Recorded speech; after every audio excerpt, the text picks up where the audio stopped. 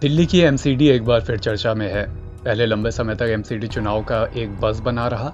उसके बाद लंबे समय तक मेयर के चुनाव टलते रहे, उस पर विवाद होता रहा। आम आदमी पार्टी और बीजेपी आमने सामने थी।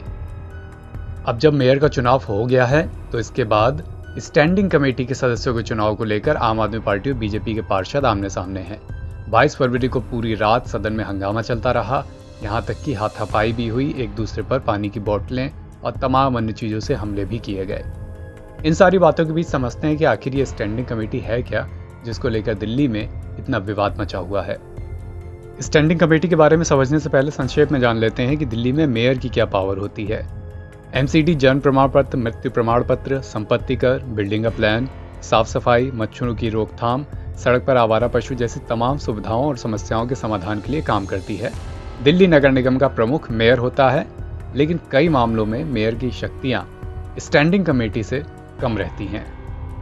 वास्तव में दिल्ली एमसीडी में स्टैंडिंग कमेटी ही सही मायनों में प्रभावी तरीके से कॉरपोरेशन का कामकाज और प्रबंधन करती है।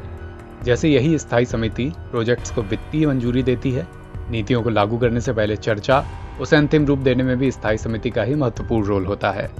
यूँ समझिए कि एमसीडी की ये मुख्य डिसीजन मेकिंग बॉडी होती है, यानी फैसले ज़्यादातर इन्हीं के जिम्मे होते हैं।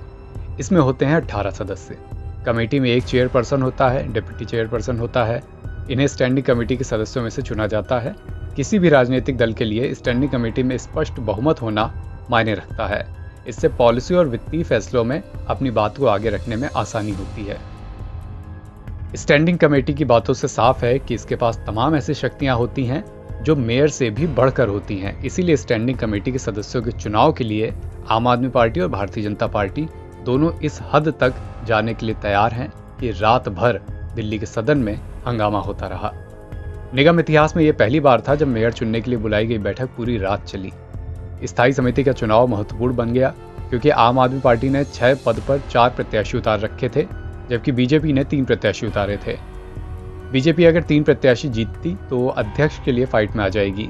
ऐसे में आपकी कोशिश होगी कि उसके खाते में 4 पद आ जाएं और बीजेपी 3 पद जीतना चाहेगी। इन्हीं सारी बातों को लेकर, तमाम घोड़ा गणित को लेकर दिल्ली में 22 फरवरी की पूरी रात हंगामा चलता रहा। मेयर का चुनाव हो गया था, डिप्टी मेयर का भी चुनाव हो गया था, लेकिन स्टैंडिंग कमेटी के सदस्यों के चुनाव को लेकर, इसकी वोटिंग को लेकर बात ठन गई। आम आदमी पार्टी और बीजेपी के पार्षद आमने सामने आ गए। दोनों तरफ से पार्षदों के बीच जमकर हाथापाई हुई। पूरा सदन अखाड़ा बन गया और ऐसे दृश्य सामने आए जो शर्मसार करने वाले हैं।